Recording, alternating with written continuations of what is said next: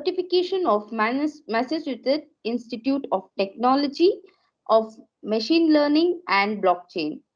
Mr. Srinivas Bhattiprolu recently completed a leadership course from the said Business School, Oxford University.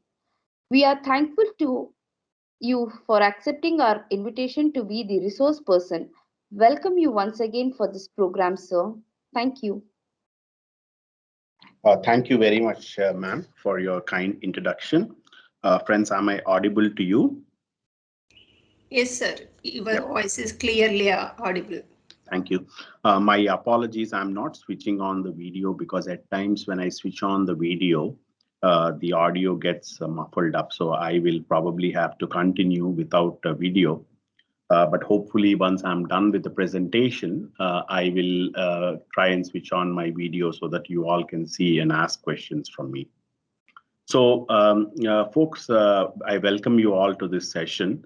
Over the next 1 hour or so, I would like to share some of my perspectives on organizational sustainability. I have been a professional researcher in this area, and my doctorate topic has pretty much been on this particular subject. Before I start this presentation, just a sec. Yeah. I would like to actually share with you a famous quote from Benjamin Franklin, who is actually a politician, a writer, a scientist, and he has actually held, is the founding father of United States of America. So he famously said, in this world, nothing can be said to be certain except for death and taxes. So according to him, there is no certainty and everything is liable to change. Just to plagiarize a little bit, I would like to add one more point to this. In this world, nothing can be said to be certain except for death, taxes, and change. We all know the proverb that the change is the only constant thing in the world. Now, sustainability is all about making sure that you are adapting to the change. I will talk about more in detail with regard to the definitions, and I will try to allay some of the specific misconceptions people have on sustainability. But it's all about managing the change that is likely to hit all of us tomorrow, right? So that's exactly what it is. In terms of the agenda, I would like to very briefly set the context and offer you a definition for sustainability. Then I'll share a few perspectives around sustainability. My research has pretty much been around organizational sustainability for IT services firms. So you will see me talking more about IT services, communication services, and information and communication technology. Having said that, I think the principles, the policies, and the recommendations that I tried making here would pretty much be applicable for any industry or any sector per se. Then we talk about some of the benefits that would accrue to the organizations when they start focusing on organization sustainability and the associated concepts. Last but not the least, we will talk about some of the recommendations. Again, these recommendations are taken out of my thesis, and these recommendations will essentially address from an IT perspective or for IT services firms. But 90 to 95% of these recommendations would be applicable for any firm, if not just an information technology firm. I'll go through the presentation and I will then take the questions.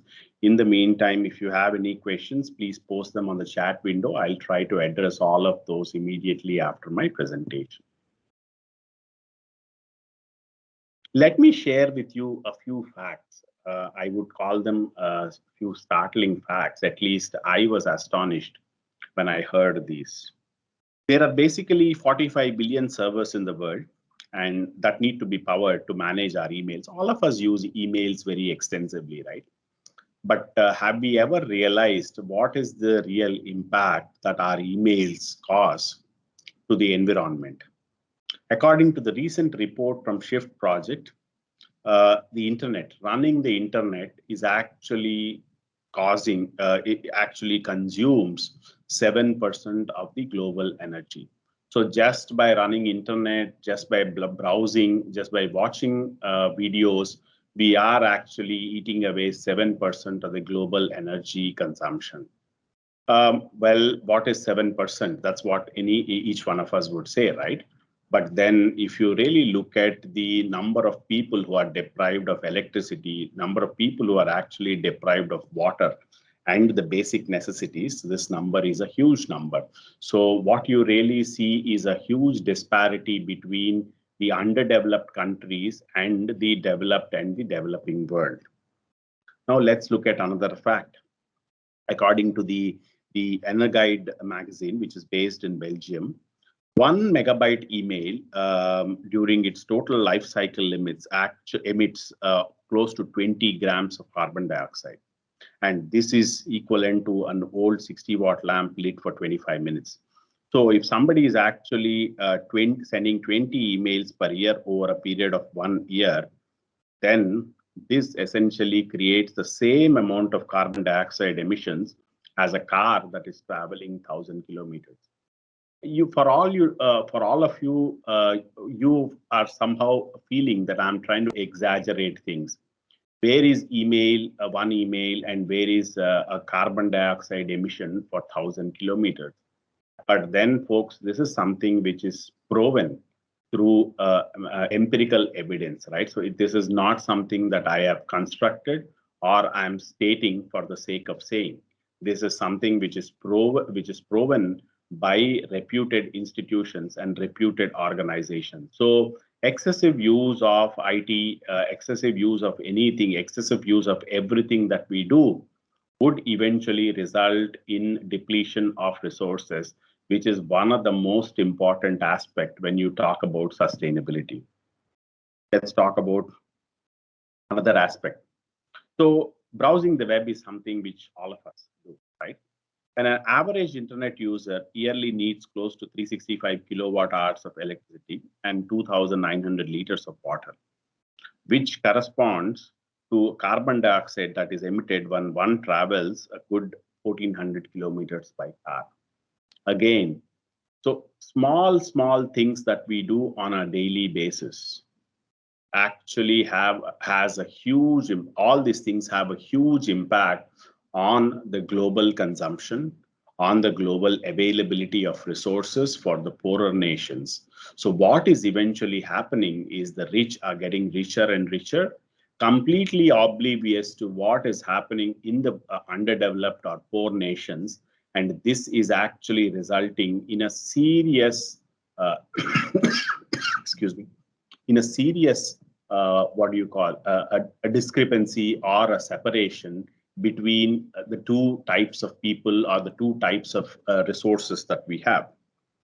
Last but not the least, this is another thing that came in from the Cisco organization, which talks about running the data centers and what is the level of impact that it is having in terms of the energy. Now, while I'm just talking about IT services, information and communication technology here, everything that we do will one way or the other impact the available resources in the world. It's a zero-sum game, folks. You cannot gain something unless you deplete something. Energy can neither be created nor destroyed. It is always a conversion of one form or of energy into the other, which means if you are trying to actually convert the energy from one form, you are basically depleting it from the other forms. Take any industry, for example, tourism industry, which is directly related to travel, hotel industry, which has a serious impact on the resources, the natural resources that we use, the water, which is used for the laundry purposes, the amount of food that gets wasted. There is a very interesting article that I was actually reading through my research process that close to 1/3 of the food that is actually getting generated or prepared in the world doesn't gets wasted. That means 33% of the food that is generated, and it goes all the way from farm to fork, right? I'm talking about the food that's generated from the farm to the food that is actually reaching the table. That's what you call as farm to fork. So there is a 33% pilferage of the food that is actually produced at the farm. This is a huge number. Just imagine if you are able to reduce this pilferage and if you are able to reduce this wastage, there is a good possibility of us being able to feed close to 1/3 of the population and eradicate the poverty and the losses of lives and the malnourishment that we face on a daily basis. This is a huge thing. And let me tell you, as academia, as students, as professors, as people in the industry, all of us think that sustainability, thinking about environment. By the way, sustainability is not just environment, and I'll cover that in my subsequent slides. Thinking about sustainability is not my problem. It is my organization's problem. It is rich man's problem. It is somebody else's problem. Everybody tries to kick the can down the road, stating that it is not their problem. But folks, the pandemic has taught us great lessons, right? Sustainability is everybody's issue. All of us agree that many of the industries, many of the organizations have kind of been wiped out from the market just because we had a pandemic that lasted or is still lasting for more than 2 years. So organization sustainability is something which has to be at the forefront, which has to be at the best thoughts for anybody. Whether it is individual sustainability or organizational sustainability, sustainability is something that we all need to really think about. Let's now get to the context of this presentation. We all know that the world is changing, the market is changing at the speed of light, and then we all have experienced the global pandemic, how it has actually upended all our lives on a daily basis. There are environmental pressures, there are cost pressures, there are productivity challenges that are having an impact on every industry. Just imagine what the hospitality industry has gone through this whole pandemic. Just imagine the amount of ordeal that the airline and travel industry has gone through because of this pandemic. Did we ever imagine in 2019 that anything of this sort would happen to one of the most burgeoning and upcoming industries or growing industries like travel, hospitality, and airline industry? If I told you in 2019 that we are going to be entering a tough phase for the airlines industry, most of you, or probably all of you, would have simply laughed at me. Not that I predicted at that point of time, but in 2019, none of us even imagined that this would happen to many industries. So organizations have to continuously reinvent themselves. So what this pandemic has really taught us is you as an organization, doesn't matter how good you are doing today, you will have to continuously focus on reinventing yourself. Now, this is not just applicable to organizations, it is applicable to individuals as well. None of us actually knew that there would be so many job losses that would come to fore. And people in India have actually, they were bearing the brunt during the second wave, especially during the April to June of 2020. Just imagine how many jobs were lost. These jobs were not simply the blue collar jobs or the white collar jobs. Every job has gotten affected or impacted one way or the other. So as an individual, irrespective of how good you do, you will have to be prepared to face tomorrow and face the uncertainty of tomorrow. Remember my first statement, which I made: death, taxes, and change. These are the only certainties in one's life. So long as you as an individual, doesn't really matter where you are in your corporate ladder, recognize and work towards this, you will always have a decent life. You will always be prepared and you will not be shocked, because we simply don't know what is really going to hit us tomorrow, right? Over the past few decades, the sustainability issues have become progressively more prominent, and these have come to the business agenda of every organization. And this particular transformation or metamorphosis, as we call it, has become a lot more pronounced in the past 1.5 years, again, thanks to the pandemic. I might just sound like a broken record here, but then this pandemic has taught us several lessons. And folks, if you are reading what I'm reading on a daily basis, everybody is telling us that this is just the tip of the iceberg. This is not the only pandemic that we will all be confronted with. There will be many more such things that are going to happen.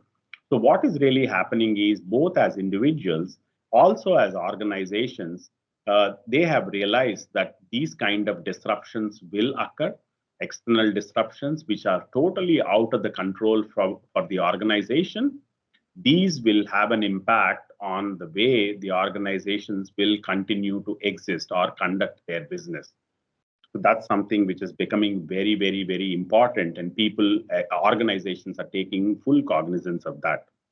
Earlier, sustainability was just a compliance issue or a reputation management. So an organization would simply say, look, we focus on sustainability, we do this well, we do this better, we focus on these principles of sustainability, we take care of people, we take care of economic prosperity, we take care of environment. That's why we are a sustainable organization. This was simply a reputation management, a brand building exercise.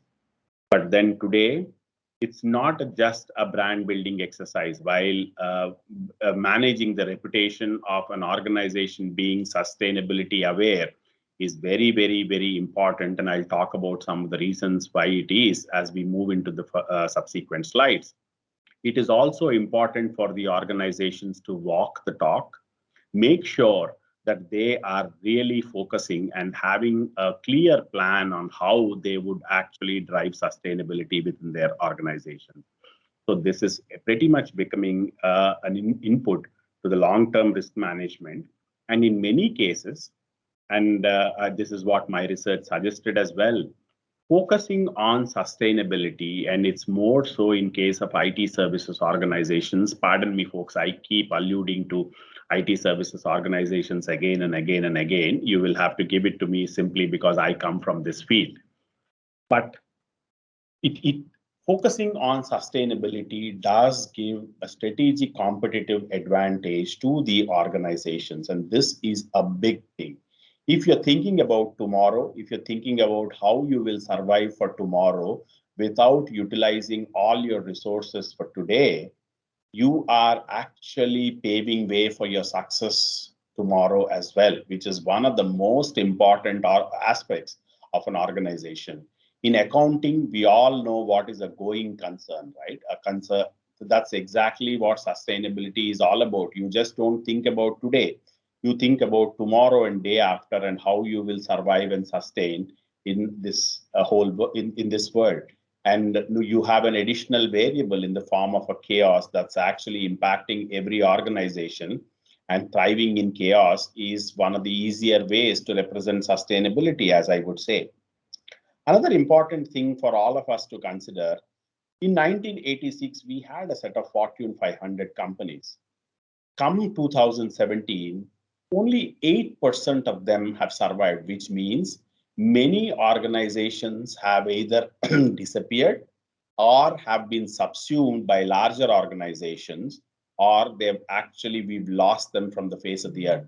So this change has continued to happen. It's not, we cannot simply construe that this change hasn't happened since a long time. You can clearly see this particular aspect where we're talking about the Fortune 500, only 8% of the Fortune 500 organizations that were in the list in 1986 surviving all the way till 2017, which means there is a big change. And then only people who adapt to this have survived. As Charles Darwin says, it's the survival of the fittest. Now, it's only the organizations which have managed to adapt to the changes in the environment or the changes in the business environment have actually succeeded. So just see how important the focus on sustainability is. Now, the rate of change, whether it is technology or lifestyle, you take any aspect and measure the rate of change.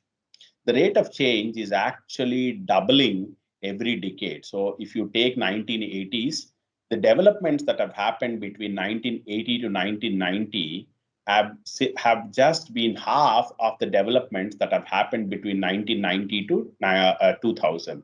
If you take 2000 to 2010, the rate of change has again doubled. So if you look at this, the change, we've almost seen 8 times or 8 times or 10 times change of what has happened from 2020 to 2030 as vis-a-vis what we have seen in 1980 to 1990. So just imagine what is the rate of change. And this change is across all walks of life, right? The way we consume the information, the way we eat, the way we live, the way we actually construct our infrastructure, the way we communicate with each other, the way we actually interact with others, and last but not least, the way we travel and the way we actually establish relationships with one another. Everything has changed a lot, and the rate of the change has simply accelerated over a period of time. So the prediction is that as we move into 2020 and beyond, the rate of change is actually quadrupling for every 10 years. So 10 years is actually becoming a long period beyond 2020, and the acceleration of the change has simply been enormous and will continue to be enormous. Now, beyond 2017, the same trend continues. Now, this is about the average lifespan. You all know the Standard & Poor's 500 index. So in 1950s, if an organization became big, if an organization gained a level of reputation, they were in the S&P 500 index for a period of 60 years. Now, come 65, this shrank to 33 years. And 1990, it came to 20 years. And then in 2026, the expectation is that it will come down further to 14 years. If an organization is making to a Standard & Poor's 500 index, these are not small. This is not small organization. It is an organization which is a large one, which is built on strong foundation and actually provides employment to many people. Just imagine if an organization like this goes out of business. Just see the impact, the economic impact that it would have on people. If there is a specific firm that's going bankrupt today, which is employing 50,000 people, you're talking about close to 2.5 lakh people getting impacted and much more indirectly getting impacted. So you just have 2.5 lakhs getting directly impacted because I'm counting the family members of those organizations. But then what happens to the people who eventually depend on them for their daily livelihood? So that number is unimaginable. That number is huge. So look at the economic impact that a folding up of any organization would have on the overall society. It's enormous, right? So that's why it's very important again. And the reason why I'm sharing all these metrics with you, the reason why I'm actually trying to explain to you all these things is just to sensitize to you that it is important for all of us, not just as organizations, as individuals, to think about what's going to happen tomorrow. And for organizations, it's a lot more important to think about sustainability and tomorrow, simply because there are more than one individuals who are actually impacted, and the indirect impact that would accrue to the society if an organization folds is enormous. Let's now get to the definition. There is no single definition for sustainability. If you look at the Brundtland Commission definition in 1987, they have defined sustainability as the phenomenon that meets the present needs without compromising the ability of future generations to meet their own needs. What it means is you live for today and you also garner the necessary resources to live for tomorrow. You live today, at the same time, you create an avenue for future generations to live as well. So you don't use up all the resources, you actually feed back into the resources, and then you allow the future generations to live as well. So that is something which is very, very important. All of us think and all of us have this misconception that sustainability is all about environment, because we're talking about living today. You're utilizing resources, which is all our natural resources. You're talking about you're talking about drawing from those resources and depleting the future generations of their resources. So when Greta Thunberg talks about sustainability, all of us kind of have a misconception that sustainability is just about environment. So what I would like to tell you all, and this is one takeaway that I would like all of you to take from this session: sustainability is not just about environment. It has three dimensions, and I'll talk about all those. But then the challenges that we're talking about are not just limited to natural disasters or global warming, climate change, hunger and malnourishment. These are simply not environmental challenges. Hold the thought there. It is very, very critical for us, all of us, to acknowledge the fact that sustainability is not just about environment.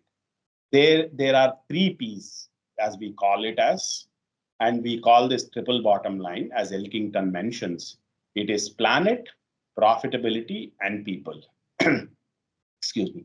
So if an organization is actually looking at sustainability, if you're talking about organization sustainability, then the organization will have to consider making progress across all three dimensions.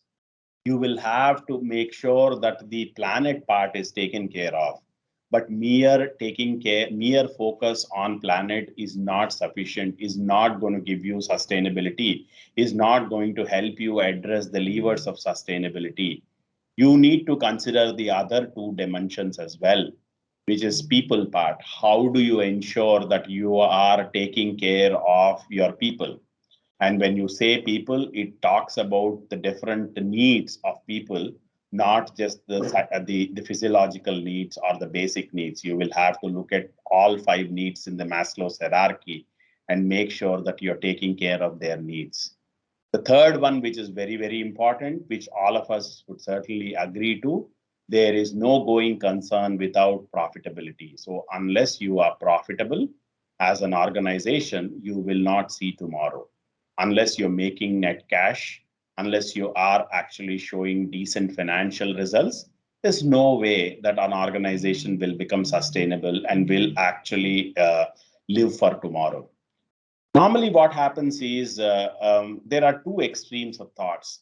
When I say sustainability, people in the business, people in the industry talk about the organization simply being profitable. So just be profitable. That means profitability is equivalent to sustainability. That's what many organizations construe as. But then that's not the case here, right? Sustainability includes all three dimensions. On the other side, you call one as the left wing and you call the other as the right wing. The other side, there is also a misconception which says sustainability is nothing but environmental focus. That is also not enough. So you will have to actually make sure that sustainability is nothing but a simultaneous pursuit of economic prosperity, social integrity, social justice, and environmental integrity. So you will have to consider all these three aspects before you can actually call that your organization is focusing on sustainability. So as per the TBL logic or the triple bottom line logic, organizational sustainability pretty much means achieving financial, social, and environmental objectives in an integrated manner with positive reinforcement. The word integrated is extremely, extremely important here, and I would like to spend a couple of minutes on defining what integrated means. There is a misconception, as I was alluding to earlier, among organizations that let's just focus on profitability, everything gets taken care of itself. Now, just focusing on mere profitability won't cut the ice, because you could eventually create a negative impact on the environment. You could leave the environment aside. You could create a negative impact on people. Let's see what is happening in China. while I don't want to use this forum to talk about political issues, but this is something which we all need to take cognizance of, right? The productivity indices on China are amazing. But then what happens to the human rights? How are people being taken care of? Are people just machines to produce stuff? That's not going to survive forever, right? We have seen how governments have fallen, countries have gone to bankruptcy, organizations have fallen just because they haven't really considered the well-being of people who work in those organizations. People would certainly leave if they're not taken proper care of. The third aspect is environment. So whatever dimension you pursue, you will have to pursue sustainability in an integrated manner. That means you cannot really cause a depletion to any dimension just because you want one dimension to prosper. So just because you want to be a profitable firm, you cannot not focus on people. At the same time, you cannot cause problems to the environment. You will have to integrate all these three, and the go forward plan should essentially focus on driving all these three things in unison, and then only you are actually recognized as a sustainable organization. Now, it is very, very, very important for all of us to recognize that sustainability is the process where the organization really plans to take actions that would help them achieve the indefinite maintenance. So this is another way of defining sustainability, right? So we said in the first definition, we said a phenomenon that helps one to meet the needs of today without compromising the ability of future generations to meet their needs tomorrow. That's one way of looking at things because organizations pass from one generation to the other. The other way of defining sustainability or looking at things in a different lens is where you're talking about an organization's ability to achieve indefinite maintenance. You remember, I was talking about when I was giving you the contest, I was talking about the longevity of the firm. Now, if a firm once gets into the Standard & Poor Index 500, the longer it is there, the better it is for the employees, the better it is for the firm, and better it is for all the stakeholders within that firm. So that is exactly what we're calling as longevity. So how do you ensure indefinite maintenance is what sustainability is all about. So different authors have actually looked at sustainability through different lenses. And you can define it in multiple ways, whether it is a triple bottom line, whether it is living for tomorrow without compromising on the needs of the future generations, or whether it is achieving and attaining indefinite maintenance or indefinite availability. The multiple other definitions as well. But all of them point to one thing, which is basically the simultaneous and an integrated pursuit of economic prosperity, social justice, and environmental integrity. The three dimensions will have to be given due importance for any organization to be called a sustainable organization. Let's move on. Let me give you a few perspectives. If you look at it, we've established the context and we've defined what sustainability is. Let me just give you a few perspectives. So what does financial sustainability mean? The financial sustainability must be means that there needs to be an extensive and viable interaction between the relevant consumer base and the market segments, which would essentially lead towards the financial health of the said firm. Very pedantic definition when somebody is reading through it. But if I break open the different components of this definition, what is a business? A business is nothing but an interaction between the buyer and the seller. The buyer has what the seller wants. The seller offers a price to the buyer, and the seller offers that for a price to the buyer. The buyer buys it, and then the transaction is complete. And this goes on forever, and that's why we call it a going concern. Now, what we are saying is there needs to be a viable interaction between the two. There can't be a situation where only the buyer, there needs to be a win-win between the buyer and seller. There can't be a situation where only the buyer is winning all the time. If that is the case, then there is an inequality in the system, and the system takes care of itself. And either the buyer will get, either the segment will disappear, or the sellers will disappear, and new sellers will come into the picture. So there is always a need for equilibrium between the buyer and the seller. That's what I'm calling as the viable interaction. Extensive or a continual involvement, which happens again and again and again. So a business cannot be just run for a minute, for a day, for a month, for a year. It has to happen extensively. It has to happen continuously again and again and again. And then this is basically going to lead towards the financial health. So this is where we're talking about the profitability P of sustainability. Now let's look at the second aspect, which is environmental sustainability. This is all about policies or actions taken by the organization that would prioritize reduced waste generation and ensure the development of proactive and environmentally conscious working environment. What does it mean? It means that you will have to reduce the waste that you are generating. Some of you or many of you would have actually heard about the concept of circular economy. What happens today is we generate enormous amount of waste in everything that we do. We generate electronic waste, we generate physical waste, we generate a lot of garbage, we generate a lot of stuff. Circular economy is all about reducing the waste that is actually going into the resources, instead converting the waste into resources that could be used. That is exactly what circular economy is all about.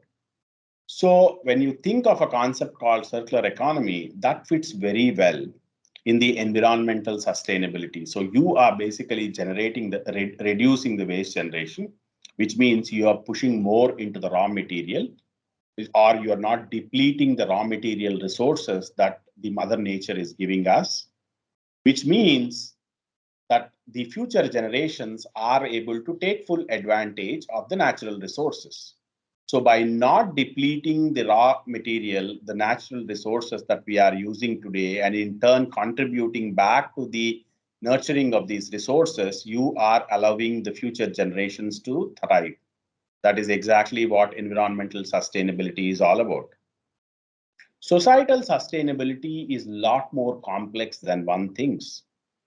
It is all about conducting the right practices and policies that would lead towards gender and social equity. So everything that we talk about, equality and equanimity and equity, all those aspects will be covered as a part of the social sustainability dimension or the people dimension of PPP. This includes providing people better standards of living and bringing in people with different set of diversities. Today, if you take any corporate, the biggest jargon that many of us see in the corporate world is gender diversity, opinion diversity, leadership diversity, managerial diversity. So there are so many aspects around diversity. So this diversity is pretty much covered as a part of the people dimension. And why would ensuring better standards of living become important? As I was mentioning to you in the earlier example that I gave on China and its success. You can be a great organization, you can drive people to high productivity standards. Unless you are taking care of their living conditions, unless you are improving their standard of living, you will never sustain as an organization. So these are the three simple aspects: environmental sustainability, financial sustainability, and social sustainability. These are extremely important. All of you must have heard about something called Sustainable Development Goals.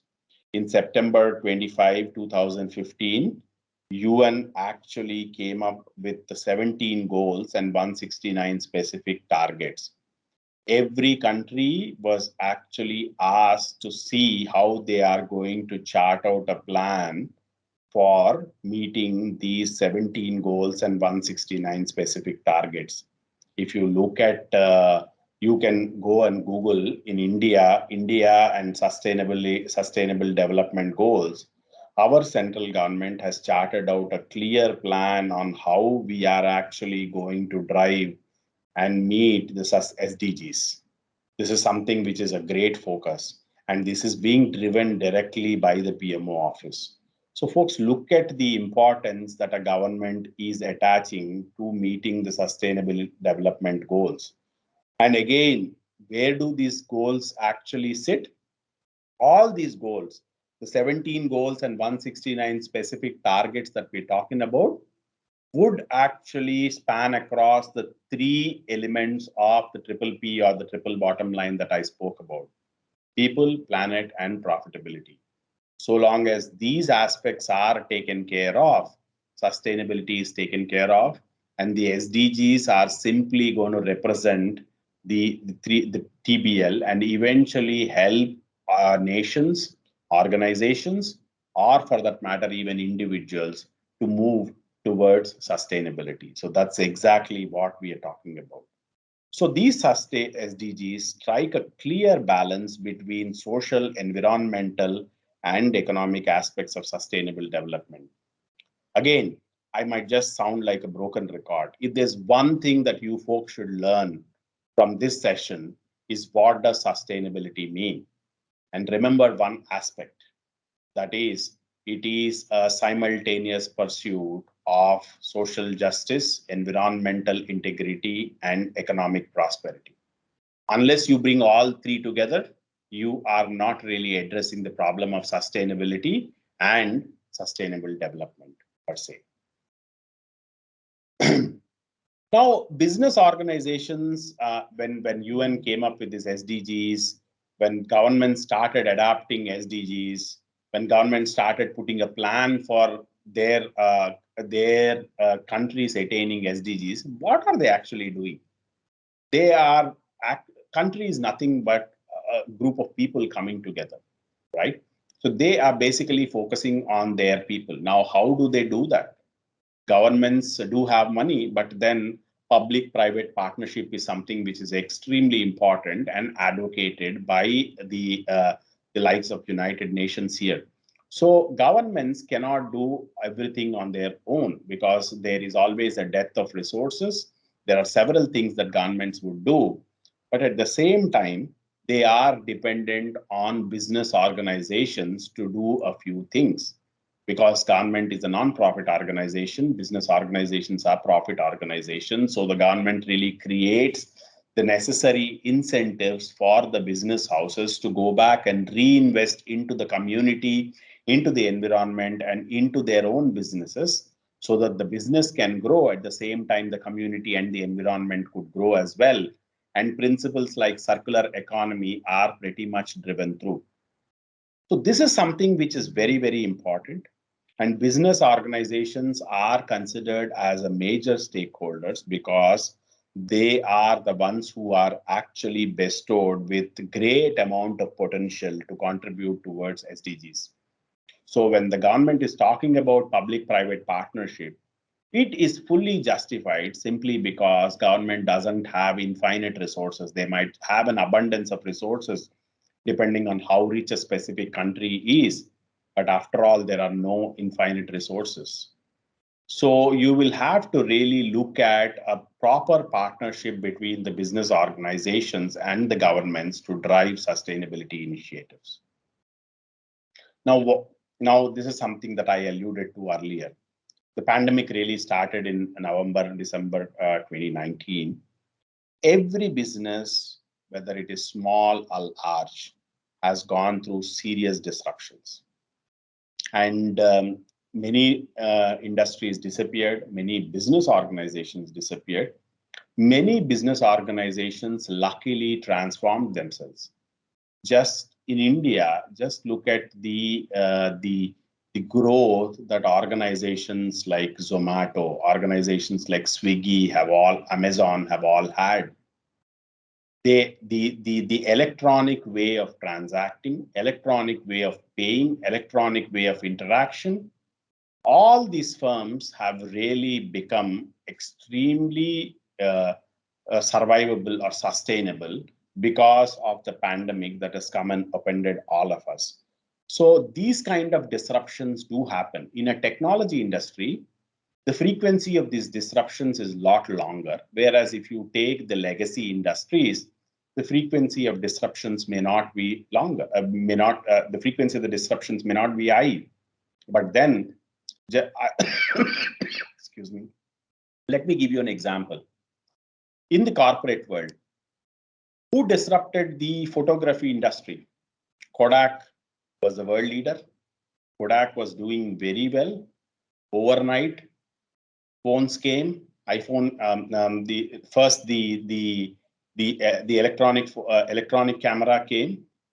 Kodak didn't realize that it is going to really disrupt. They were the first to have invented the electronic camera, but as the legend goes, as the story goes, they didn't really focus on producing it or bringing it to the market because they thought that this would actually have a direct impact on their film business. What happened? Everybody else came to the market, the Sonys, the Canons, the Nikons, everybody came to the market, and Kodak suffered irreparable losses. Now the same guys, the Canons, the Sonys of the world, they were feeling pretty happy with the electronic cameras. What happened? The mobile phones came. The cameras in the mobile phone got stronger and more powerful. So the entire camera industry now shifted to the mobile phones. Today, if you have an iPhone, you all know that you don't even need a movie camera. You can actually shoot movies with movie camera. So the entire camera industry was disrupted big time. Then, again, the other thing which is very important for all of us to note is the disruption is actually caused by somebody who is a complete outsider. This has been the case all the time, right? Who disrupted the retail market? It is not the retail players themselves. It is somebody else who came from outside who started disrupting the entire retail market. Who disrupted the transport industry? It is not the car companies. It is not the taxi companies. It is not anybody else. It is Uber or Grab that is a complete outsider which came in and disrupted the complete transport industry. Who disrupted the hotel industry? It is not the hotel players. Airbnb, which had no credential in this particular industry, has thought something different and then has come and made a huge impact to the hotel industry. So you will see that these disruptions will happen, although the frequency of these disruptions coming through will vary from one industry to the other. It's not about if, it's about when the disruption is going to happen. And we all know that every industry will eventually get disrupted. So only the organizations who prepare in advance for these disruptions to happen without compromising on the three principles that I've just spoken about will thrive and will be called sustainable organizations. Earlier, and all of you must have listened to this, right? Corporate social responsibility. Every annual report that you look into will have a section dedicated to corporate social responsibility. Organizations come and talk about what they are giving back to the community, what they're giving back to the nature. This was more, I would call, a bolt-on feature that organizations were doing. As I was telling you earlier, it was simply a reputation management or a brand building tool.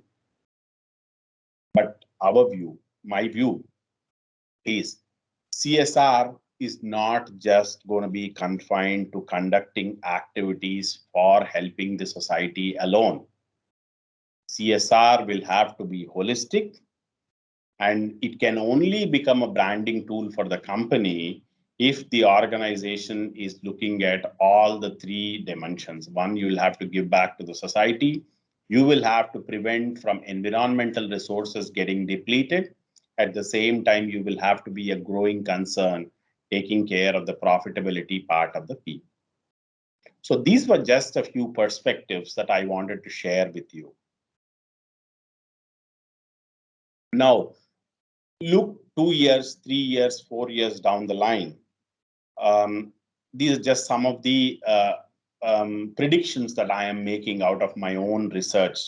Based on my research, I'm just making a prediction, right? Sustainability, the concept of sustainability will impact every sector, every individual, irrespective of caste, creed, country, or profession. All of us will have to understand sustainability principles. The concept will become relevant for everybody, not just relevant, it will become mandatory for all of us to follow and think about sustainability on a continual basis, which is again and again and again. Every day, there will be a situation where we will have to frequently think about, not just as an organization on how to sustain, as an individual. The skill that we have today is not something that we will possess tomorrow. I was reading a report from Dell, which came out in 2017. Because many of you are students, I wanted to share with you. The skills that will actually make an individual employable in 2013 have not been even created, 2030, have not been created in 2017. Just imagine, 85% of the skills that will make an individual employable in 2030 have not been created as of 2017. So there needs to be a serious amount of reskilling and retraining that every individual will have to go through in order to be employable in the future. So it doesn't matter. It will come and hit everybody, whether it is me, you, the teachers, the academia, the industrialists, everybody will have an impact. Everybody will actually start thinking about sustainability. So that's my first prediction. Businesses and academia must take it very, very, very seriously. And I personally believe this is going to be one of the most researched topics as we look into the future. Every government will be forced to drive a sustainable strategy. In fact, many governments have already started doing it. And business organizations, either they take part voluntarily or they will be forced to do that because there are going to be regulatory changes that will be brought into the picture. For example, if you consider a country like Singapore, which is at the forefront of all these revolutions, Singapore has made triple P reporting mandatory for all the organizations to make. So when you declare your annual financial results, you will have to declare the carbon footprint that you're creating, the contribution to the society that you're creating, in addition to declaring what your profitability is and what your financial health has been. Another thing which is going to be very, very, very important is only organizations who look at taking sustainability seriously will be able to attract talent. Why do you think many of you would have seen the recent ad of Standard Chartered Bank? Or all of us talk about the tea providers. So responsibly procured tea, that's what they say, which means they're not using child labor to actually work in the tea estates. That's what they're trying to do, right? Responsibly procured rubber. The tires are made out of responsibly procured rubber. Standard Chartered actually gives loans in a responsible manner, which means it doesn't really fund any illicit activities or any activities that would cause a direct impact to either people or to environment. So all of you see how sustainability concepts are creeping into every walk of life. Tomorrow, if you were to actually go get a home loan, you will have to, there will be a situation where you will have to prove to the bank that you are actually you are actually taking care of the elements of sustainability, and you will have to prove that. Then only you will become eligible for loan.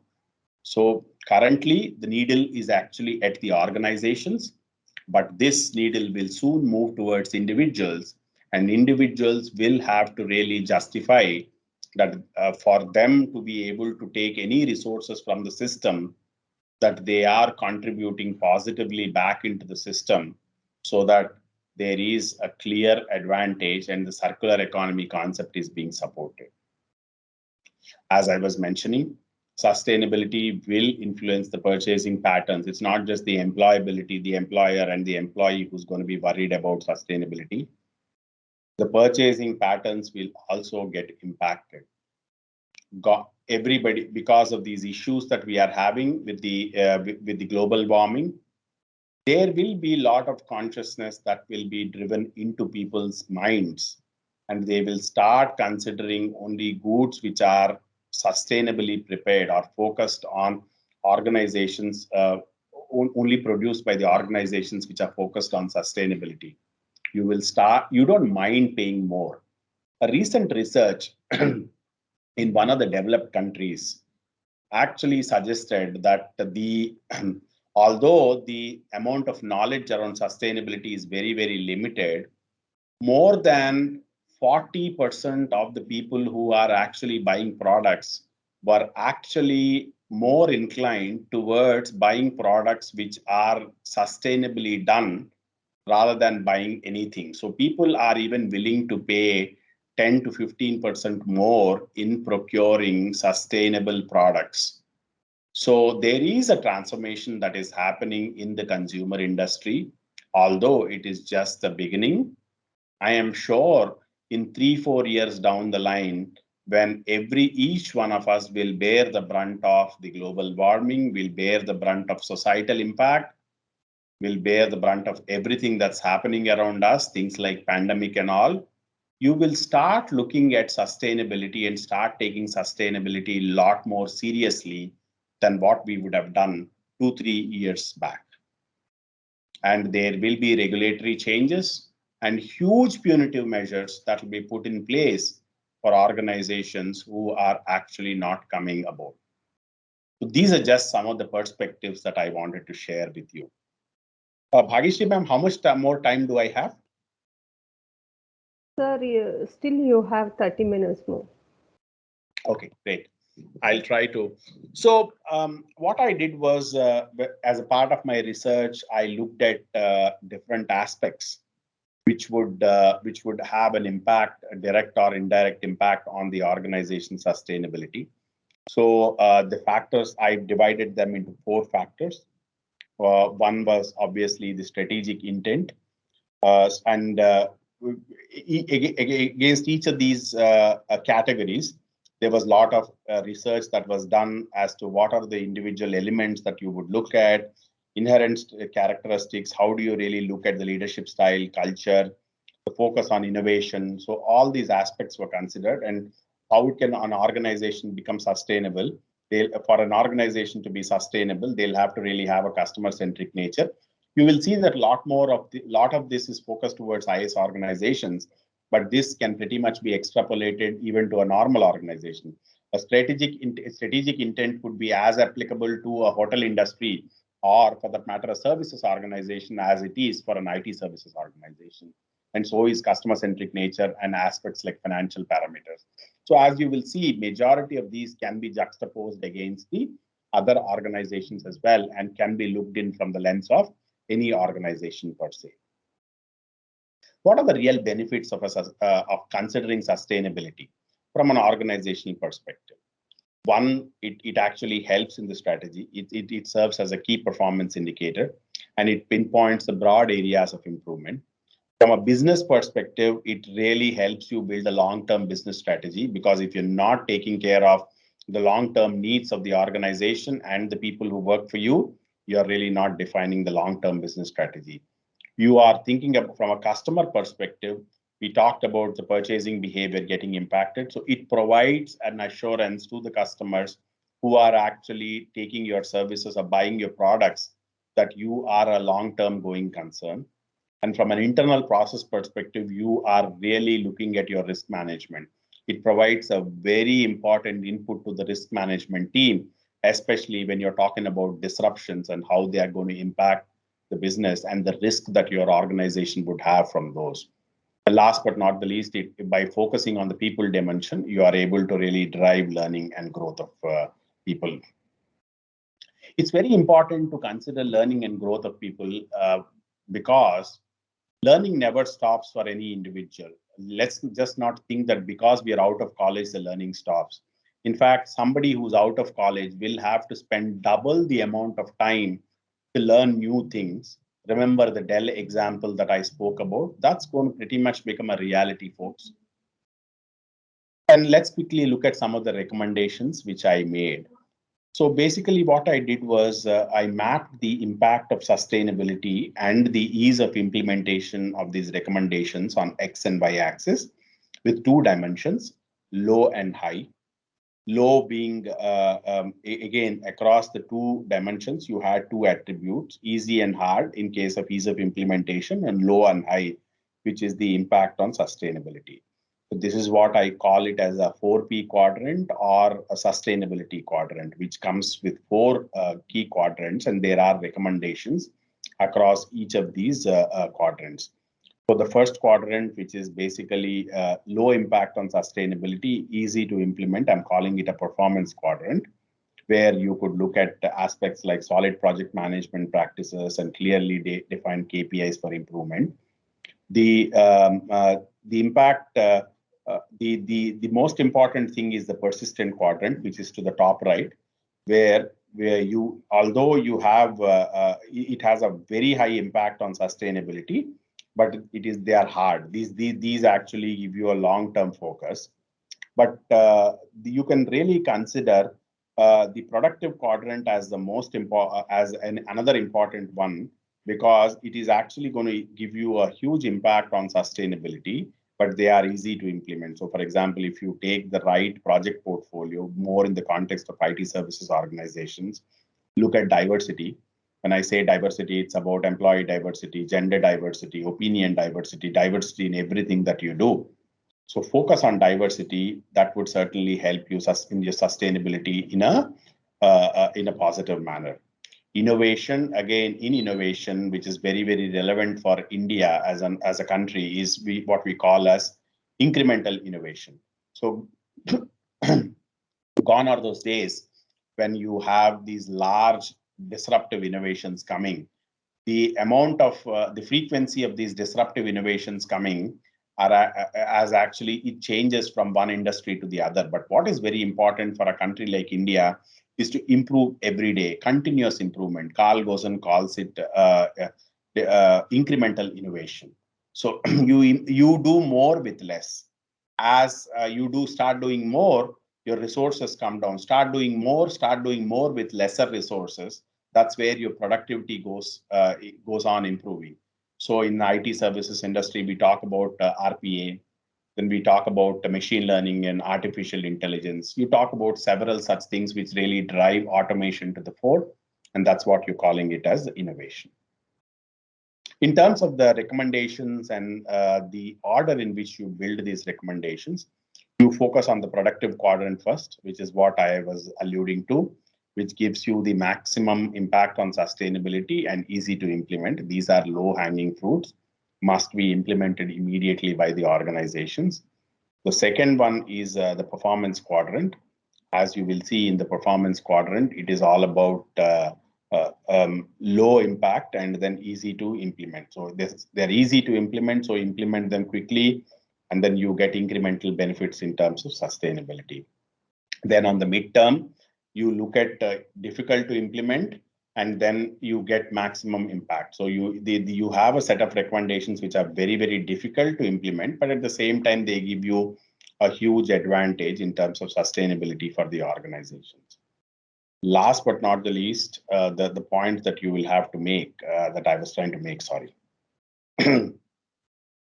So there are a few things which may not actually have a huge impact today on sustainability, but then they will eventually become very important in the future. So concern for planet is one of them. Today, many IT services firms don't really think of concern for planet being one of their important strategic levers.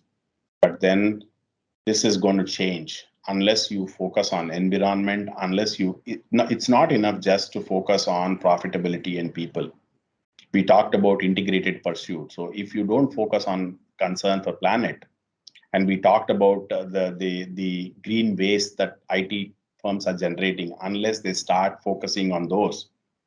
And the heartening thing is that many IT firms have already started looking at this. So there is certainly great level of awareness that is coming to the fore, but then the immediate value that the organizations would see would be very, very minimal. But if you have to attract employees in the future, if you have to actually get out of the punitive measures that the governments are going to put on not meeting the sustainable practices, it's very important that you inculcate this culture from today itself. So in summary, there is not one characteristic that ensures sustainability in performance in today's turbulent business climate. It is effectively managing the integration and the interplay between different characteristics. We talked about simultaneous pursuit. And what you are doing today doesn't guarantee you a ticket to tomorrow. So you will have to really resort to continually improving to ensure sustainability of the organization and its performance. It is also important that you recognize the impact of these recommendations that have short-term gains and incredible long-term gains and the corresponding ease of implementing these recommendations. So the path that I have provided would certainly give the managers a set of guidelines on how and when and what recommendations that need to be implemented. And any decision that any organization or any decision that an individual would take will have to essentially consider all the three dimensions. Those are economic dimensions, environmental dimensions, and social impact dimensions. So every decision that we take on a daily basis will have to be evaluated across the three dimensions. And unless and until we do that, we are not becoming sustainable conscious and sustainable aware, thereby not really doing justice to becoming sustainable into the future. If we have considered these things in the past, we won't be at a situation where we are. All I can tell you is we are at the crossroads. The path that we really take will really determine where our future is and how we as humankind move forward. As everybody says, every long journey starts with a single step. And obviously, this is the first step that I'm urging you all to take by sensitizing you all to the concept of sustainability and also explaining to you the three most important dimensions of sustainability and the aspect of integrated pursuit being the most important one for any individual, any organization, any association, anybody to really pursue. Thank you so much for your time. I'm open to questions for the next 15 minutes or so. Dear participants, if you have any queries, please raise your hands. We can unmute your mic and interact with resource person. Yes, Ravi Kumar sir, you can proceed. You can interact with the resource person. Hello, my question is to Srinivas sir. Sir, you mentioned about three P's, which actually we were not aware. Whenever we speak about sustainability, we always used to think about environment only. Thank you for exposing us in the organizational objective about other two P's, like the planet, the profitability, and the people. And also, you mentioned your speech about the government's rule in Singapore about in their annual report they have to report about the three P's. What do the organization is doing about all the three P's of the sustainability? Profitability is measurable, of course, in terms of money, that is rupees or dollars. And of course, about the planet, it could be measured about the carbon footprint, what you leave, whatever the activity you're doing, the organizational activity causing carbon footprint. And what about the social impacts? How do you measure it, sir? Do you have So any? social impact, sir, there are many ways to measure. There are a lot of research around social impact. There are different indices. The government itself has actually provided guidelines on how you could measure a social impact that a specific organization is causing with the contribution, the number of people that you train, number of community exercises that you actually participate in, the amount of investment that you make in bringing the community up. Even in India, I mean, we need not come all the way to Singapore. Even in India, you've got guidelines. And if you look at the CSR initiatives that many organizations carry out, they just focus on community level, whether it is skill building exercises, whether it is improving the living standards of people, or for that matter, creating the right facilities for people and enabling them to study. So these are different aspects. There are indices that have come to play. Now in India, the only difference is there are no clear benchmarks. There are no clear, when it comes to reporting, people can report anything. But in Yeah, but Singapore, it's kind not of measurable. Sorry, country, it's not measurable. I said yeah, it's not measurable.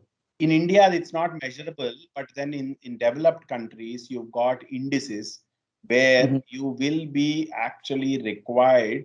So everybody is required to speak the same language and adapt the same metric. So every activity that you do will have to be converted and will become an input to the index that the organizations will have to report.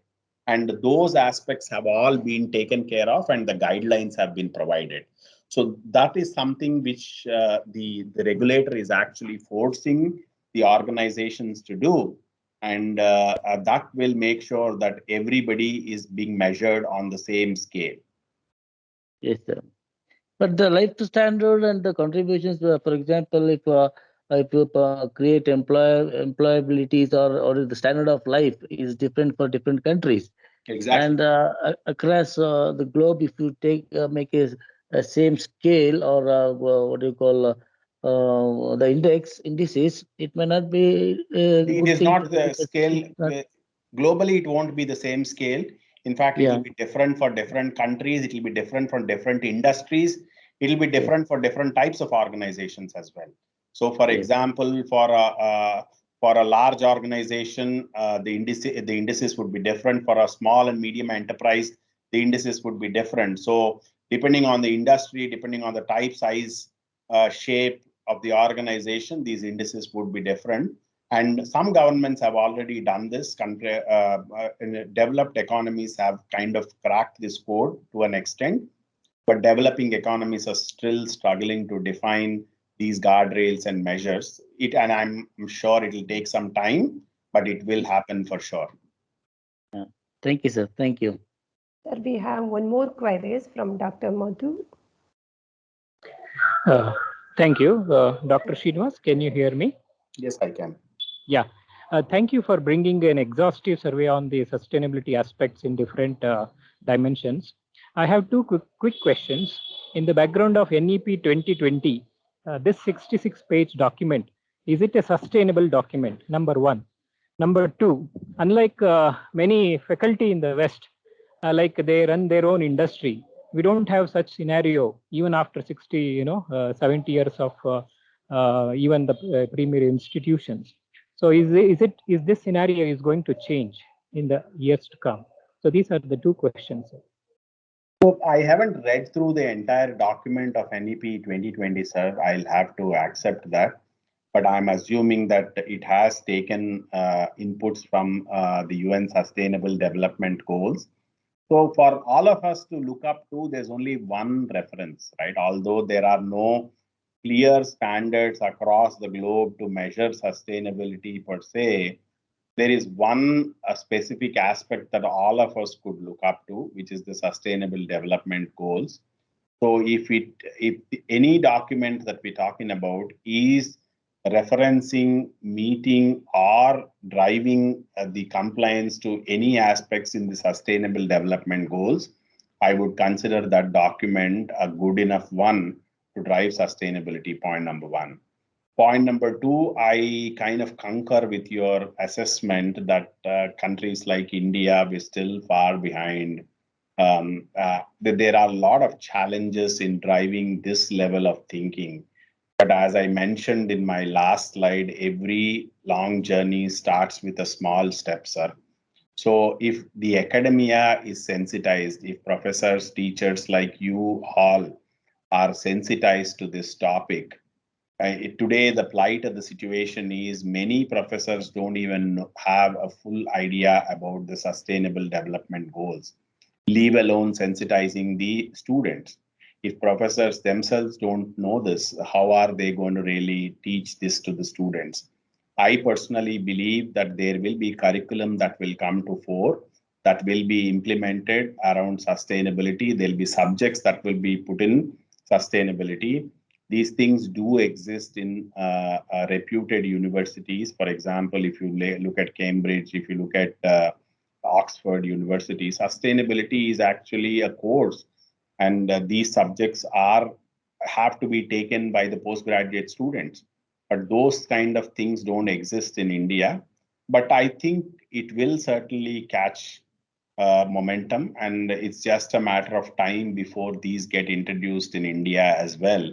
And once you have this as a part of curriculum, both the students and the teachers will learn.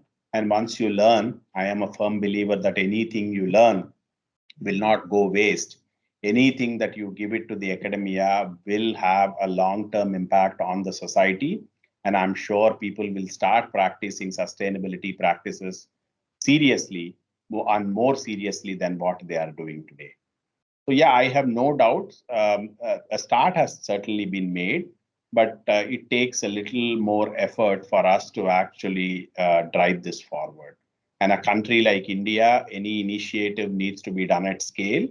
And yeah, I think I'm reasonably confident, and more than reasonably confident, that this will happen in India, sir.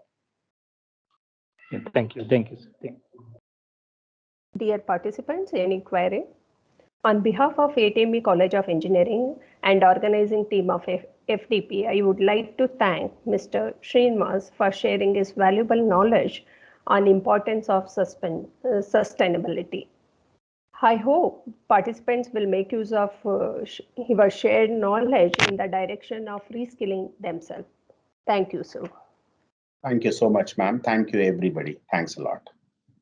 Okay. Dear participant, feedback link have been shared in the WhatsApp group. Kindly submit your response.